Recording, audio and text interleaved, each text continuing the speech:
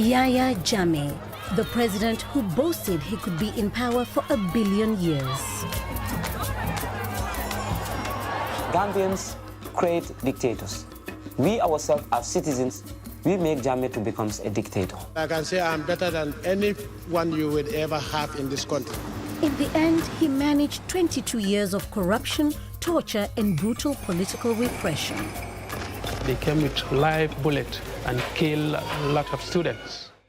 But in 2016, the impossible happened. My father strongly believed that Jammeh could be deposed. Inspired by a campaign of radical protest, direct action, and revolutionary music, the people rose up, defying an attempt to rig the vote and bringing in a new elected president, Adama Barrow. At a time of global uncertainty, Gambians showed the world the power of democracy. That was the first time an opposition leader won election. That was the first time it happened in this country. Nobody had ever thought that one could defeat a dictator. But as Gambians look to the future, there are concerns that the new president has been too slow to remove some of the worst offenders of the previous regime. And they apply by the old mindset. The first thing you think of when you see people protesting, hey, no, okay, shut up, hey, put your hey, da-da-da-da. This is the story of how Gambians pulled off an extraordinary political heist and of the challenge they now face in escaping the shadow of Jammeh's rule.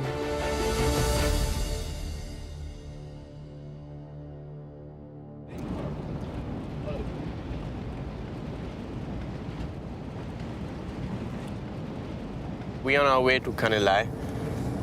Canal is the home of the former president. So today we would say what a luxury the president lived both in, his normal official palace and the palace he built for himself in his hometown.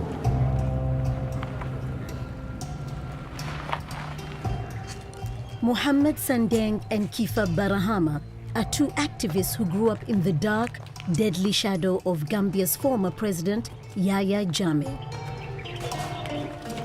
Both have first-hand experience of his brutality. Today, they're visiting the palace that was a symbol of his excess.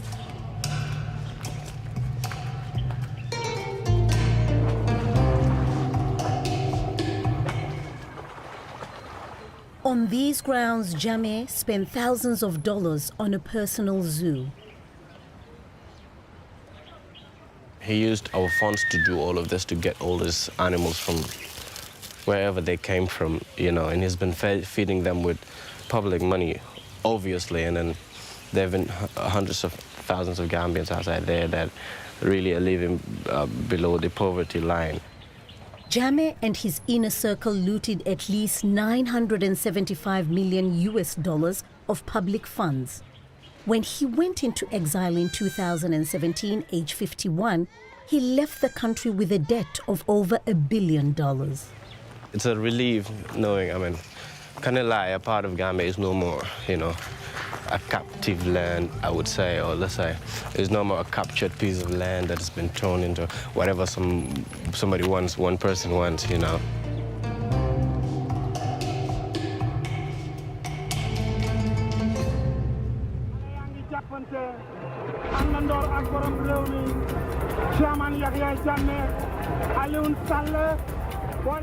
Jammeh first came to power in a military coup in 1994. As a young lieutenant leading a temporary military government, he promised a fresh start for Gambia. His coup came after decades of rule by Gambia's first post-independence leader, Dawda Jawara, a period marred by unemployment and allegations of corruption. We have no plans to stay long. All we are here for is to set a just system. One of the young Gambians who witnessed Jammeh's rise to power was Yankuba Dabo. They ushered into a new Gambia, which would create a lot of opportunity for everyone. And obviously, the mantra of the military junta at the time was transparency, probity, and tranquility. So This was something that resonated with everybody.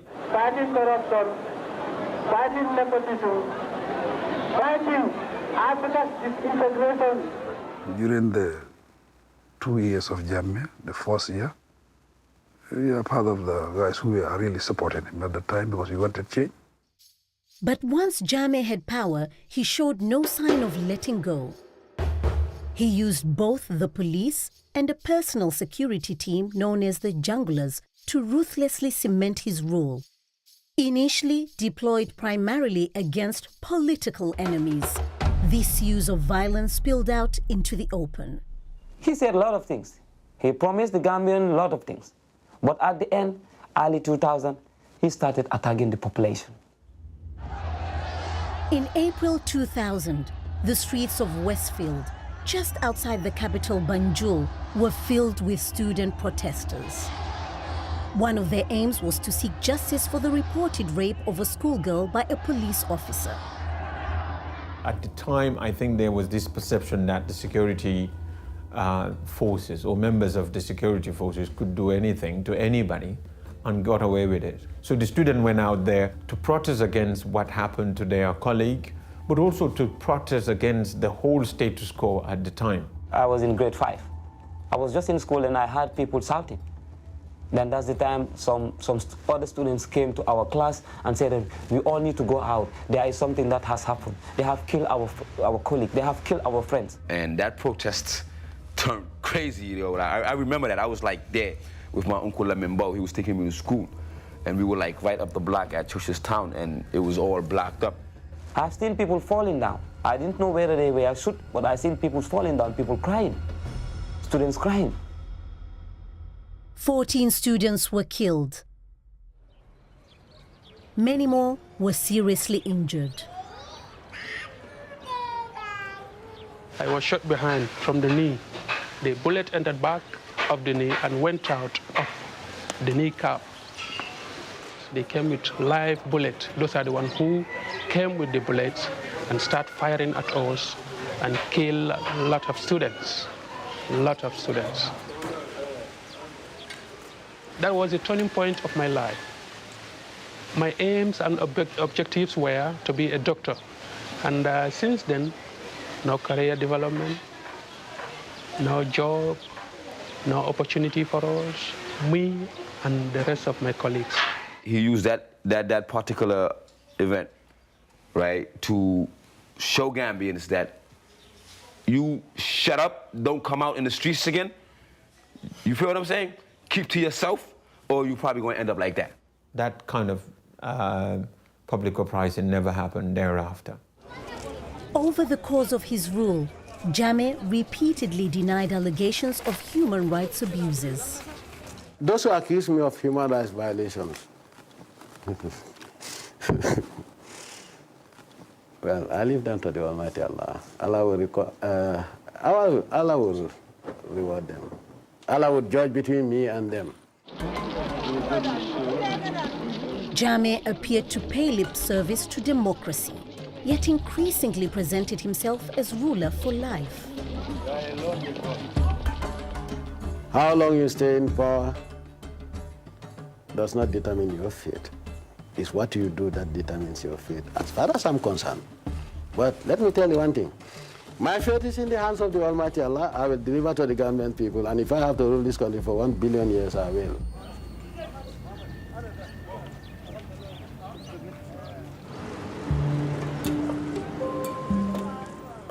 While Jammeh's repressive police tactics kept protesters off the streets, a new political space opened up online, in social media and music. In the early 2010s, rappers like Ali Cham, more popularly known as Killer Ace, began to exploit this new space that was far harder for Jammeh to control. Yeah, this is where I live. I'm from Talinding, Forokono, man. You see what it's like? You know, it's a ghetto. Yeah, but the ghetto is where, you know, there's a lot of beauty in the ghetto. If you listen to my music and you listen to my song, you can tell It's based on my surroundings, you know what I'm saying? Everyday stress, yes, it leads to frustration. I'm walking down dirty roads, which ain't got enough pavement. Waiting for a van, we ain't got no bus stations. My peoples are working extra hard until their guts are aching. And at the end of the day, don't get enough payment. Killer's music began addressing some of the most obvious failings of the Jammeh regime. You got this, you know, oppressive system. You got poverty. You got these young children who, you know what I'm saying, are going through things that they shouldn't go through as children. So I'm like, come on.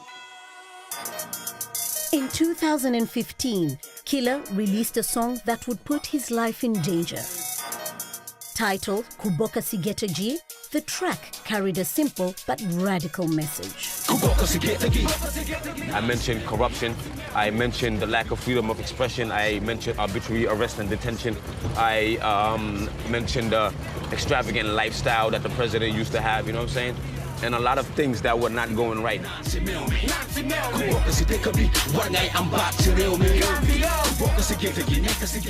Right after it was dropped, it was already viral.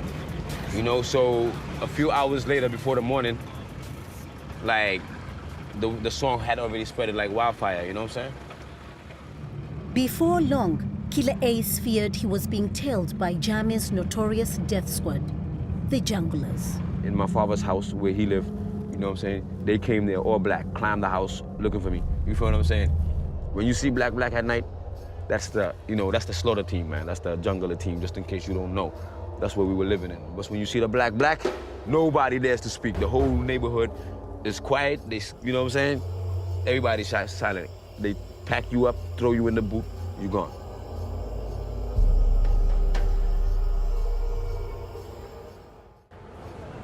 While Killer Ace fled to exile in Senegal, frustration with Jammeh back at home was gaining momentum.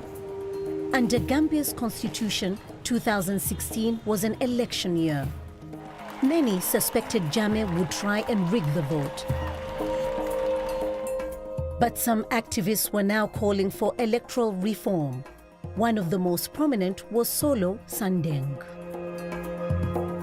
It was something always on the table. We wanted electoral reform because we feel that the laws were not good. But Solo Sandeng somebody who was really very strong against those kind of draconian laws. Solo campaigned against what he saw as routine electoral abuses, such as handing voting cards to foreigners.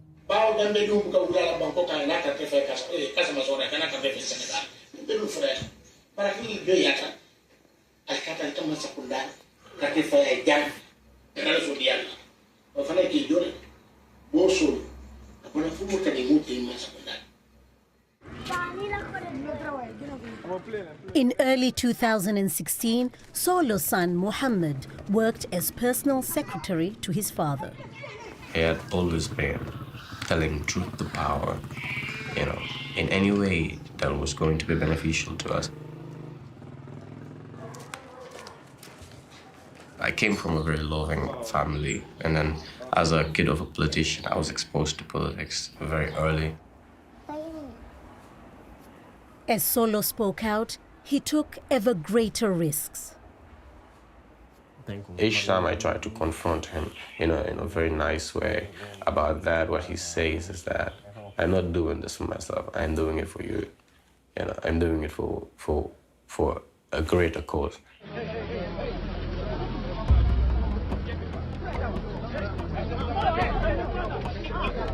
On the 14th of April 2016, Solo organizes a public rally protesting for electoral reform. He was not naive. He knew what he was doing. He knew that he was challenging, a dictator. Plainclothes security forces quickly surround the protesters and Sandeng is arrested.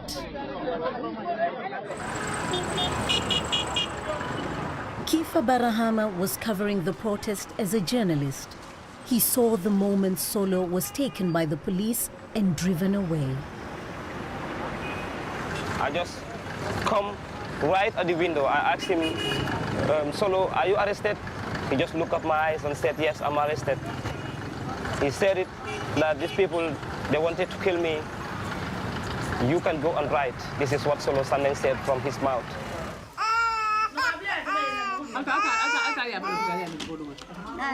Another prominent activist, Nogoing Jammeh, was taken alongside Solo. She saw firsthand what happened next.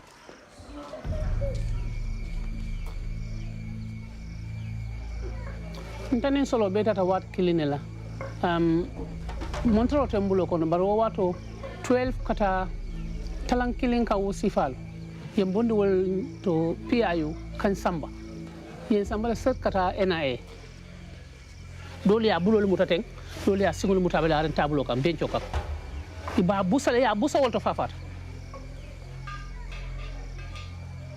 Ya lipaten fu sumiate bulo kon.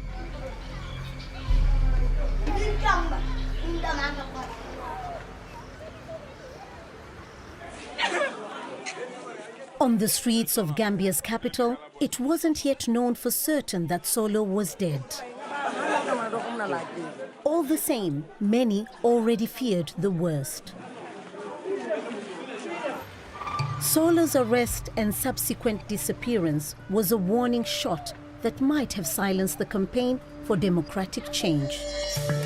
Instead, it had the opposite effect. That was what was needed. We only needed a catalyst to start, confronting Jammeh in his face. For long-time opposition leader Usaino Dabo, Solo's suspected murder had lit a fuse. If Solo could die for Gambia, why shouldn't we go out? If we are to die, let us also die. 2 days after Solo's disappearance, Dabo called for another protest. I called up our members of the Executive. I told them that now, tomorrow, we are going out into the streets. The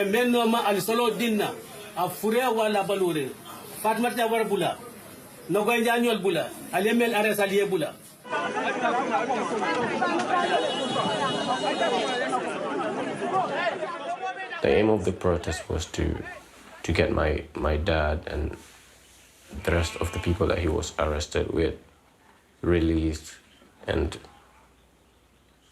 especially him, dead or alive.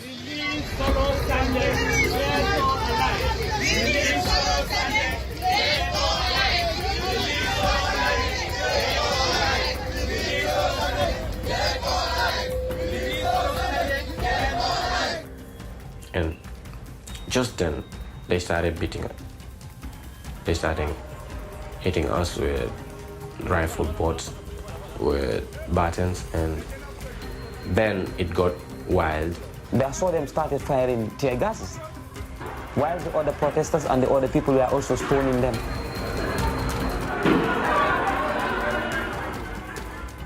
We were also arrested. Still feel the pain here because I was winked off from the truck. I fell down and they kicked me. Kifa sustained serious injuries during the protest.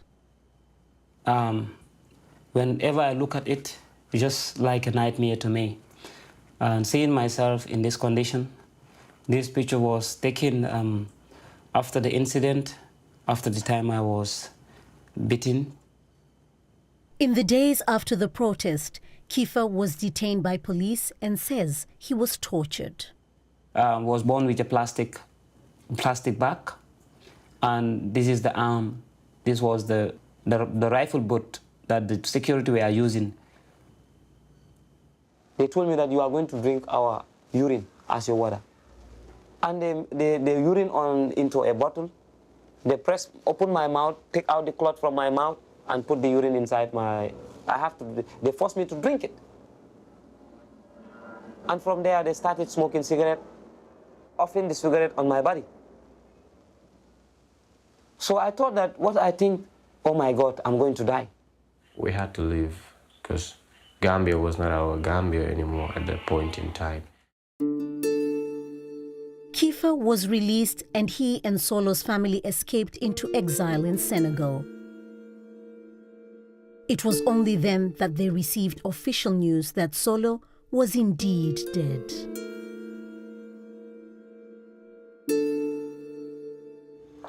seen elder bi kooku call ma mu ne ma confirm nañ ne Solo dee na fa laa daanu ma xom boobu tamit xamatuma dara si àdduna.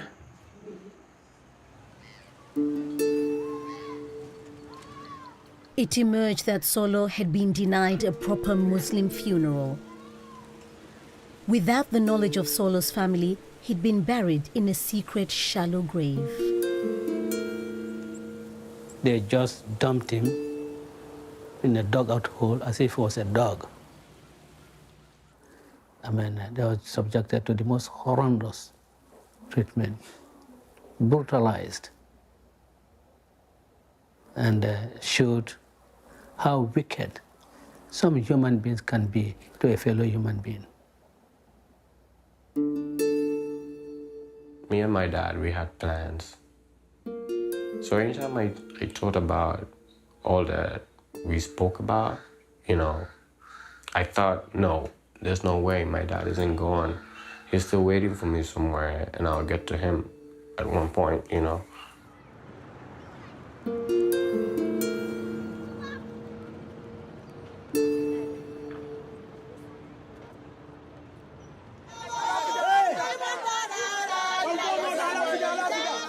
Outraged by the brutality of Solo's death, Gambians continued to protest. You could see how things unfolded, how fear broke down, that you could say, we don't want Yaya Jammeh anymore. We want Yaya Jammeh down. For the first time since the student protests of 2000, Gambians were now regularly taken to the streets to demand change. There was resistance to his dictatorial tendencies, or being built up. Jammeh's brutality was also having consequences closer to home. Now, his own bodyguards were secretly turning against him. Still fearing the long reach of Jammeh, they've asked to be kept anonymous as they speak for the first time on television about what made them turn against the former president. I have to protect my identity because still now, I feel I'm not 100% safe in the country. The bodyguard's fear is rooted in personal experience of Jammeh's unpredictable temper. Sometimes, when he's upset, you know, he will just give out order for people to lock you up. So this is why now we start, you know, having in mind how to overthrow him. The bodyguard's chance for revenge came when they were privy to an alleged secret meeting between Jammeh and the mayor of Kanifing, Yankuba Koli. One day, we were a part of the office security, and Mayor Yankuba Koli came to present the registered voter cards. Then he was given access to see the ex-president. Then he was telling the ex-president that we have gathered some registered voter cards for a start. And he was asked about the amount, and he said 300,000 plus. He was telling him it's a good start. Koli strongly denies these allegations. Jammeh's bodyguards met to decide on a course of action. It's claimed the president's plan was to give out 300,000 fraudulent voting cards to foreigners. This many foreign votes would be more than enough to sway the election in a country of under 900,000 registered voters. So, how can we solve this problem? Because if this man have to win for this next election, things are going to be tougher. Destroying the voting cards would disrupt an attempt to rig the election, but it could have fatal consequences. I was in fear because I was even thinking that they might kill my family. Very, very brave. It was risky. If they were caught there, that was just summary execution. No doubt about that. With less than 4 months to go before the election, the bodyguards drove to the ruling party's headquarters. 4 of the plotters approached the guard posted at the entrance. We told him to shut up, and if he made any noise, we would kill him. We held him down, tore his clothes, and then tied him up. Another 2 bodyguards broke into the building and set fire to the fake voting cards. all 300,000 of them. That changed everything. And it happened shortly before the election, so it happened at a time when registrations for voters' cards had already concluded. You cannot restart it again. Without fake foreign votes, the upcoming election stood a chance of being a fair contest. The challenge now was finding a candidate to stand against Jammeh. With Ousseino Dabo now in prison, the largest opposition party, the United Democratic Party, or UDP, looked to a new untested leader, the party's former treasurer, Adama Barrow. I never even think of becoming a candidate or contesting as a presidential candidate. I never thought if I will work for government. I've always been private. In October, the different rival opposition parties met to decide if Barrow should become an independent presidential candidate who could unite the opposition. Your commitment to this opposition unity is overwhelming. Your belief that Yahya Jammeh has to go. You are on the right side of history, Antifatmata Tambajang. Adama Barrow was an unlikely candidate. Having once worked as a security guard in London and an estate agent in Gambia, he had little political experience. Yet Barrow's anonymity soon became his greatest asset. Barrow was a clean slate. He was someone that was never known on the political scene. So I think it was easy for everyone to bet that they could have some sort of influence or control over him. Muhammad Jagana is a childhood friend of Barrow, who became a key aide of the would-be president. I think people use that anecdote that he was an accidental president. But they need to understand also that, as the governor of Kaduna said, Miss Universe is not the most beautiful woman in the world. Miss Universe is the woman who decided to put her face up there and won a contest. And Adama Barrow, 308 votes.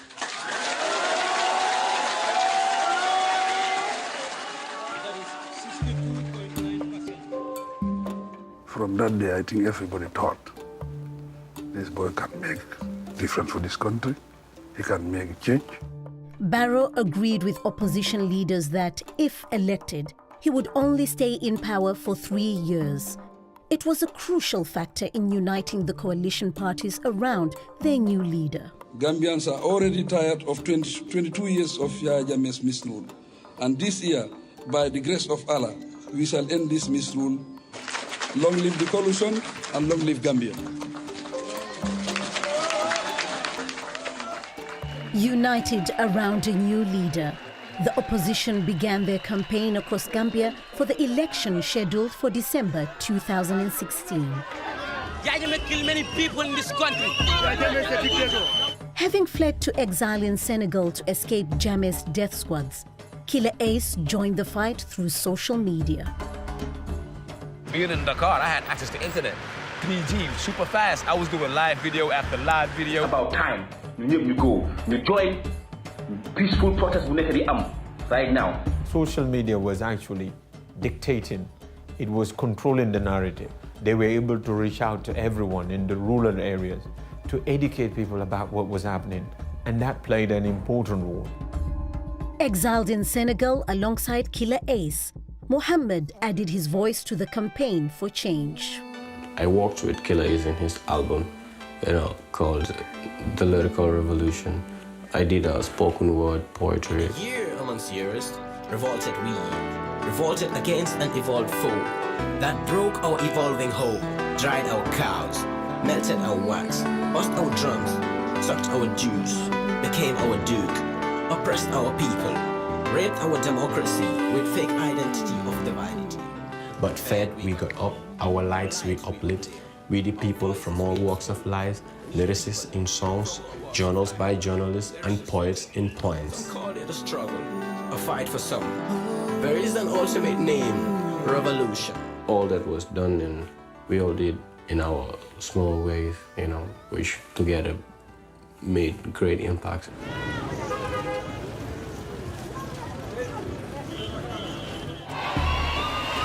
Back on the ground in Gambia, it seemed as if the time of the accidental president had finally come. The support was there. People were ready. There was no doubt in my mind, with that crowd, I'm gonna make a difference. There was this divine feeling. You would feel that there's no way how God would leave Gambia in the hands of Jammeh this time around.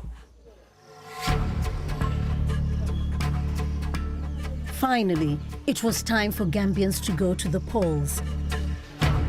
Yet, despite all the progress made by the opposition, many still feared that Jammeh would win. It got into people's mindset that it was going to be impossible to remove Jammeh. So some people even believed that it was a waste of time or waste of votes voting for the opposition. By the grace of the Almighty Allah, I've had the biggest landslide in the history of my elections in this country. Thank you. That does not happen. Thank you. Thank you. Thank you. It's like, is it real that you are able to defeat Jammeh? Because psychologically, we feel that we cannot do it. That's what everybody thought. And then, at a stroke, 22 years of Jammeh's rule seemed finally to be over. I hereby declare Adama Barrow duly elected to serve as President of the Republic of the Gambia.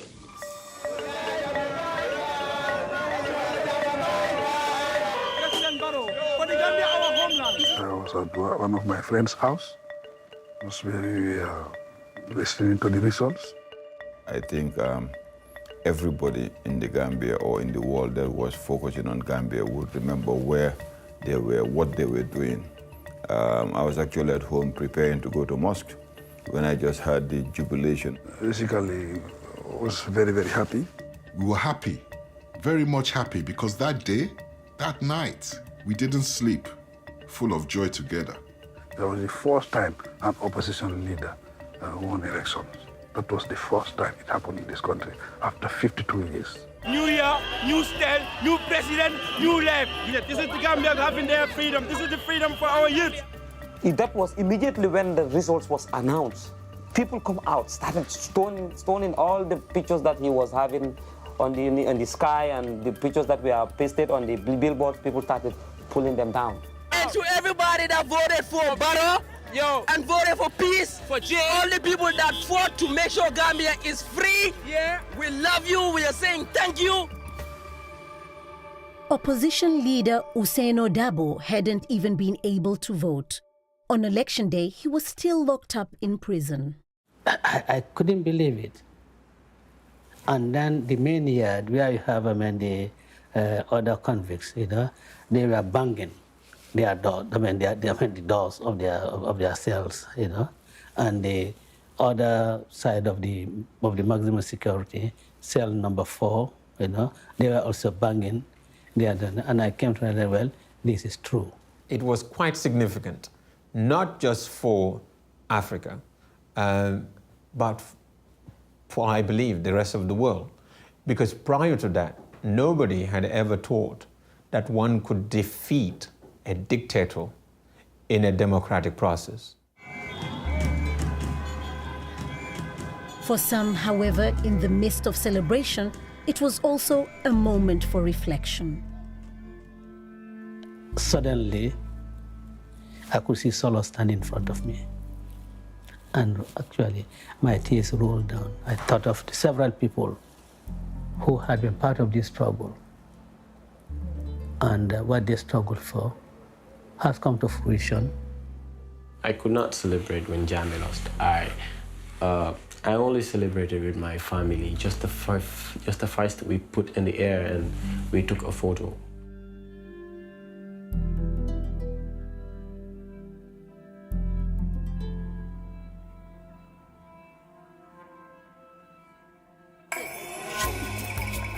The next day, Barrow and his team waited by the phone for Jammeh to concede. We were all waiting. It was like, everybody is looking forward to this call. Is it going to happen? I'm calling you to wish you all the best. The Gambian people have spoken, and I have no reason to contest the will of the Almighty Allah. Hello? Are you hearing me? It was unbelievable. It was just completely out of Jammeh's character. This wasn't Jammeh. Gambians were astounded when Barrow left open the possibility of asking the outgoing president for advice. And inshallah, if we need any advice, in any area we will always consult you. Thank you. Though I'll be a farmer in Canal.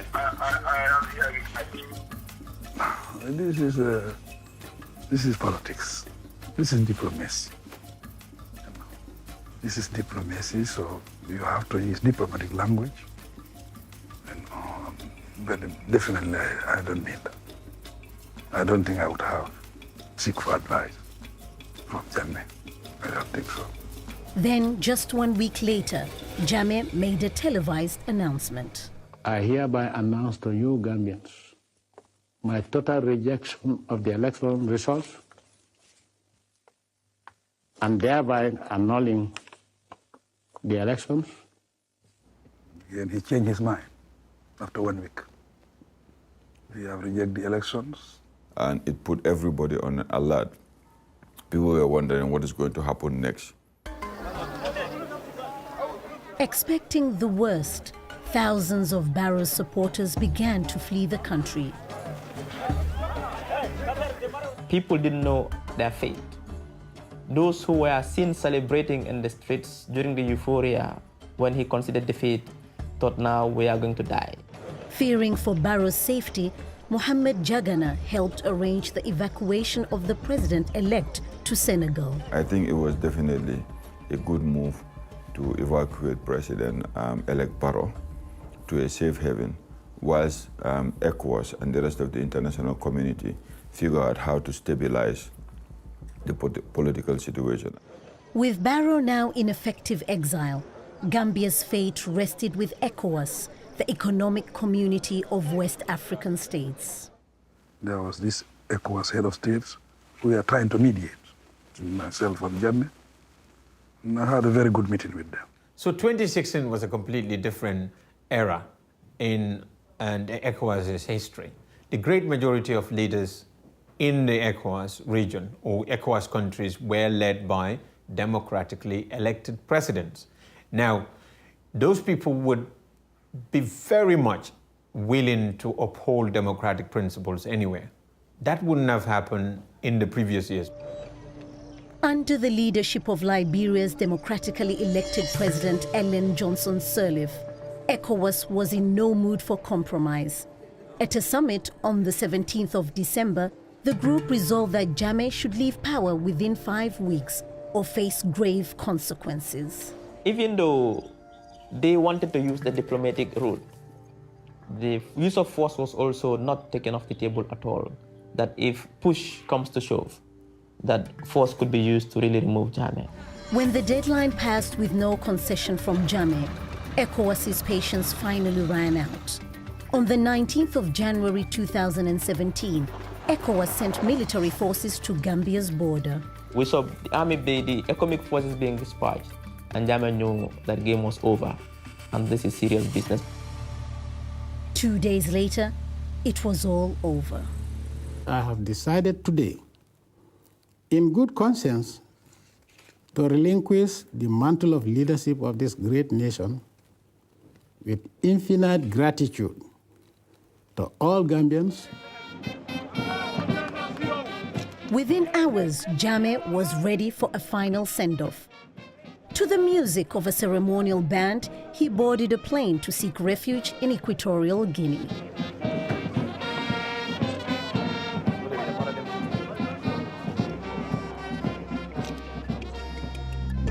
And with Jammeh gone, it was finally time for Gambia's new president to return.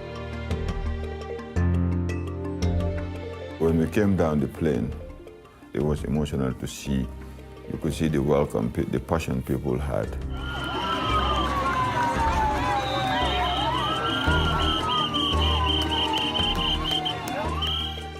We spent 7.5 hours from Banjul International Airport going down to Westfield. And I was like, wow, the wind of change has arrived. I feel deep in my heart. Gambians are out there supporting me and supporting the cause of change, supporting the cause for democracy. So this was huge. It was very emotional. In the coming days, exiles like Killer Ace also returned to Gambia. There can only be a new Gambia if we change the way we think, the way we act, the way we relate to each other. If we change our mind state, then there can be a new Gambia.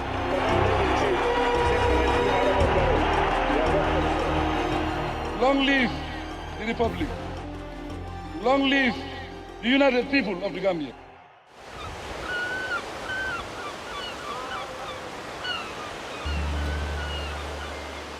After almost a year in exile, Mohammed returned to Gambia in February 2017. Seeking closure for the death of his father, he chose to attend the police exhumation of his body. We were invited as a family to come to the spot of the exhumation, and it happened right here at the corner, you know. Solo's shallow grave was in the grounds of a building belonging to Jammeh's National Intelligence Agency. He was brought in a pickup truck, behind a pickup truck, to be buried somewhere, you know, around a corner of this building. Coming to this environment really gives me memories of a great loss. It's really very, very somber, and it's cold. It's a very cold feeling.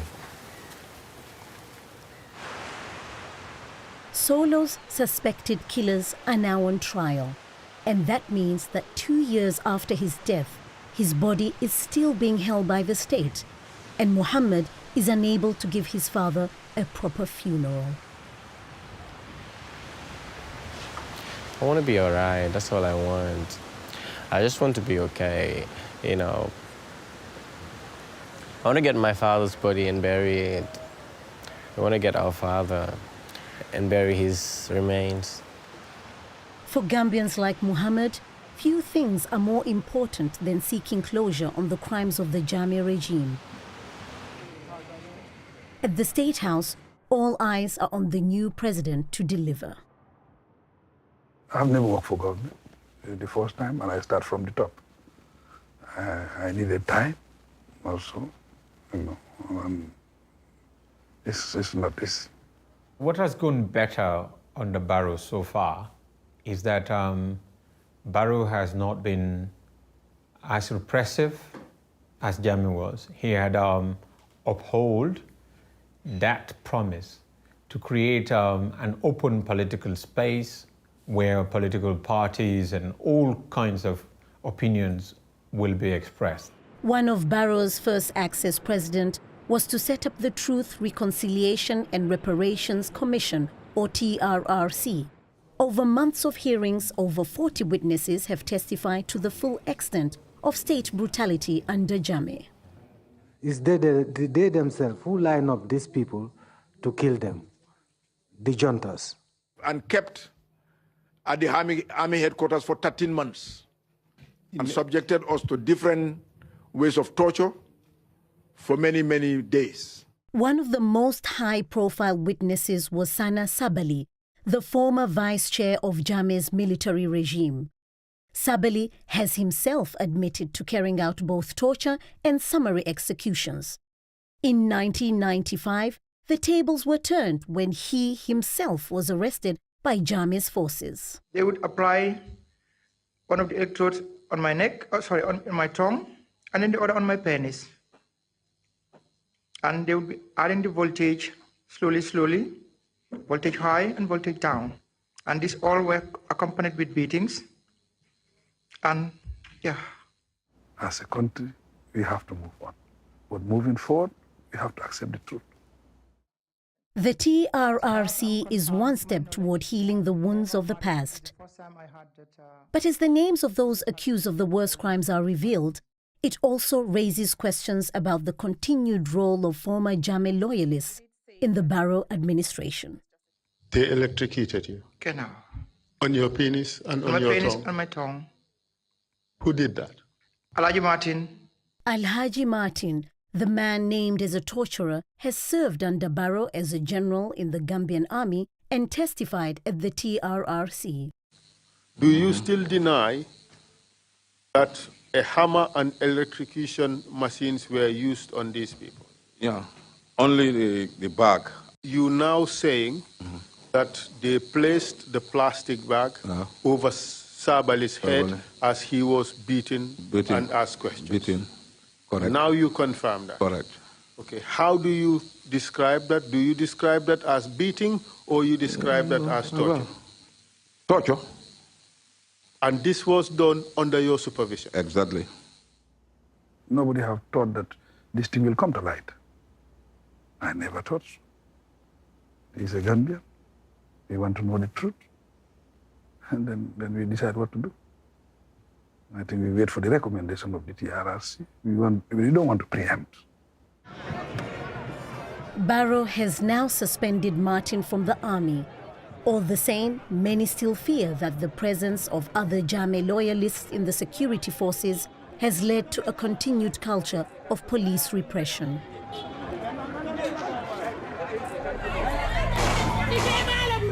"50 kilometers outside Gambia's capital, chaos unfolded when police clashed with locals protesting against the construction of a mine in the town of Farababanta.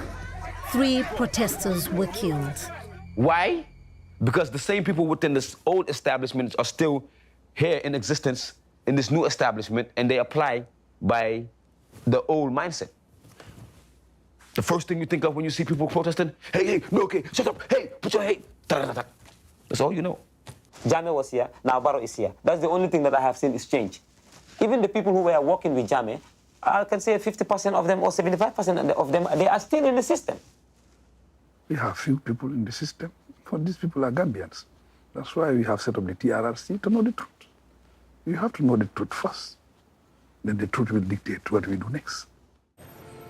For those disappointed with the new president, one comfort was Barrow's original promise to only remain in power for 3 years. The 3 years was a verbal agreement, but in reality, it's not feasible.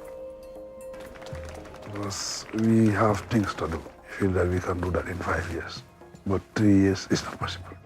According to the terms of the opposition memorandum signed when Barrow was elected leader of the opposition coalition, he committed not to stand for re-election. Now, however, his position seems less clear. For me, winning election in 2021, that is the Gambian people. The only way to get the presidency is the Gambian people who vote for you. That is not my decision, it's the decision of the Gambian people. Is a man whom hadn't been vetted properly by the people, because people were hoping he would be resigning in 3 years. Now it seems, since Barrow ascended to power, he is showing signs that he is determined to go beyond the 3-year term. And quite simply, the country has so many challenges. We face a lot of challenges. We do not think that Barrow is equipped to be able to take us through. Is this the Gambia we want? Yes or no, huh? For activists like Killer Ace, disappointment with Barrow means it's time to start campaigning for change all over again. The Gambia we want. I said the Gambia we want. Is this the Gambia we want? It's about the people. It's about these people. They have a say. The young people, the old people, you know, the disenfranchised, the grassroots people. We have to bring it to them, you know, bring it to their doorsteps and let them play their part. We have a job to do, and we have to remain focused and do that. And we want to do that before 2021. Only time will tell if Adama Barrow makes good on his promise to uphold democracy. Yet for Gambians like Mohammed, whose family were among those who fought hardest in the revolution that brought him to power, they're still prisoners of Gambia's past. This half-finished building was once intended as a home for Mohammed and his family. I suppose that should be my bedroom. Construction stopped, however, when Muhammad's father was murdered in the struggle to overthrow Jammeh.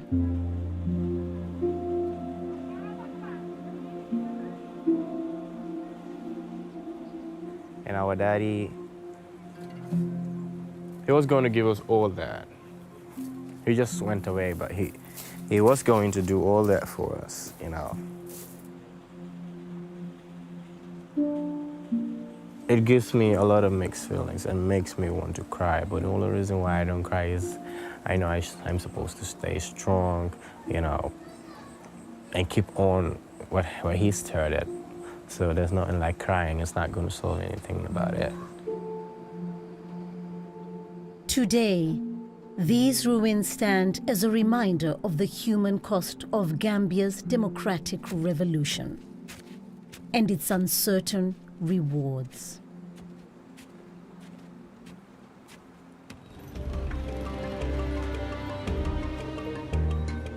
After more than 2 decades of Jammeh's authoritarian rule, expectations for change in Gambia were always going to be sky high. In time, Adama Barrow may deliver. Either way, the revolution of 2016 taught all Gambians a crucial lesson. The youth broke the spell. It was the youth who was like, yo, it's enough.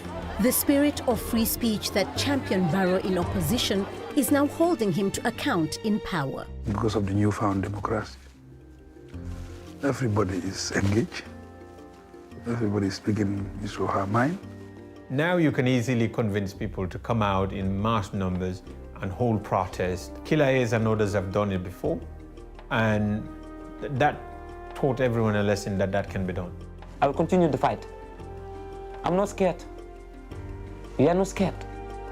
Through the revolution of 2016, a whole generation has found its voice. In the face of new challenges, it's a voice that now shows no sign of staying silent.